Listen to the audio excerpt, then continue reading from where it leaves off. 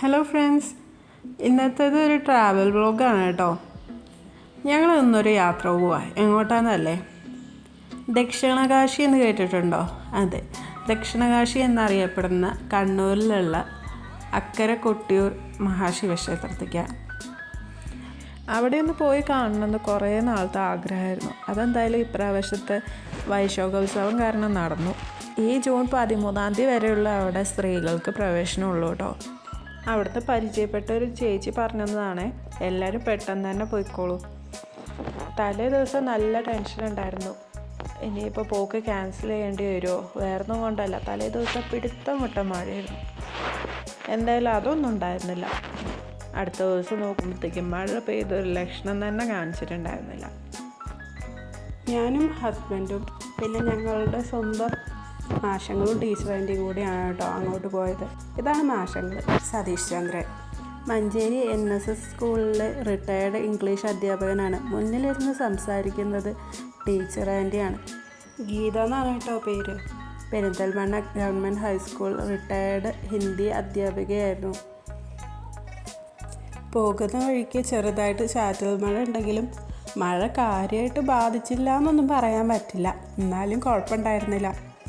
സമയം ഏകദേശം 8:30 ആകുമ്പോഴത്തേക്കും ഞങ്ങളവിടെ എത്തിയിട്ടോ. ഏകദേശം ഒരു 4-4.5 മണിക്കൂറത്തെ യാത്ര. ഇതാണ് ബാവലിപ്പുഴ. വാവലിപ്പുഴ എന്നും ബാവലിപ്പുഴ എന്നൊക്കെ പലരും പറയുന്നുണ്ട്. എനിക്ക് അതിൻ്റെ കറക്റ്റ് പേരെന്താണെന്ന് അറിയില്ല കേട്ടോ. അറിയുന്ന ആരെങ്കിലും ഉണ്ടെങ്കിൽ കമൻറ്റ് ചെയ്യണേ. എന്തായാലും വന്ന് കണ്ട പാടെ ഒരു ആനക്കുട്ടൻ കുളിക്കുന്നതാണ് കണ്ടേ. പുഴയിൽ മുങ്ങിക്കുളിച്ച് ഈറനണിഞ്ഞിട്ട് വേണം നമ്മൾ ക്ഷേത്രത്തിലേക്ക് പോകാൻ. വർക്കിംഗ് ഡേയ്സിലാണ് പോയെങ്കിൽ കൂടി അത്യാവശ്യം നല്ല തിരക്ക് തന്നെ ഉണ്ടായിരുന്നു. നിങ്ങൾക്ക് ജനക്കൂട്ടം കണ്ടാൽ മനസ്സിലാവുമല്ലോ അല്ലേ. ഇനിയിപ്പോൾ മുങ്ങി കുളിക്കാൻ പേടിയാന്ന് പറഞ്ഞിട്ട് ഒരു കാര്യമില്ല കേട്ടോ. നിങ്ങൾ പോണ ദിവസം നല്ല മഴയാണെങ്കിൽ പിന്നെ പറയേണ്ടതില്ലല്ലോ. ഞങ്ങളും മുങ്ങിക്കുളിച്ചിട്ടൊക്കെ തന്നെ പോയത്. പക്ഷേ ക്ഷേത്രത്തിൻ്റെ അങ്ങോട്ട് എത്തിയപ്പോഴത്തേക്ക് പെരും മഴയായിരുന്നു. ഇത് നമ്മുടെ പുഴക്കരയിൽ വെച്ച് കണ്ട അതേ ആനയാട്ടോ. ഇതിൻ്റെ തുമ്പിക്കൈ ശ്രദ്ധിച്ചോ നിങ്ങൾ? രണ്ടും ഏകദേശം കൂട്ടിമുട്ടിയ പോലെയാണ്. ഏകദേശം 4-5 മണിക്കൂർ നിന്നിട്ടാണ് കേട്ടോ ഞങ്ങൾ ക്ഷേത്രത്തിൻ്റെ അടുത്തേക്ക് എത്തിയത്. ഞാൻ ഈ പാളത്തൊപ്പി 2-3 അടുത്തായിട്ട് ക്യൂവിൽ നിൽക്കുമ്പോൾ ശ്രദ്ധിച്ചതാട്ടോ. കണ്ടപ്പോൾ കൗതുകം തോന്നിയിട്ട് എടുത്തു വെച്ചതാണ്. എന്താണ് ഇതിന് പിന്നിലെ ഐതിഹ്യം എന്നൊന്നും എനിക്ക് കറക്റ്റായിട്ട് അറിയില്ല. ഇവിടെ തൊട്ടിട്ട് നമ്മുടെ ക്ഷേത്രങ്ങളുടേതായിട്ടുള്ള സംഭവങ്ങളൊക്കെ തുടങ്ങി. ഇപ്പോഴുള്ള ഞാനടക്കമുള്ള കുറേ പേര് ക്യൂ നിൽക്കുന്ന സ്ഥലം കണ്ടിട്ടുണ്ടാവുക നല്ല അടിപൊളി ഷീറ്റൊക്കെ ഇട്ടിട്ടായിരിക്കും. പക്ഷേ ഇവിടെ അതൊന്നും കാണാൻ പറ്റില്ല കേട്ടോ.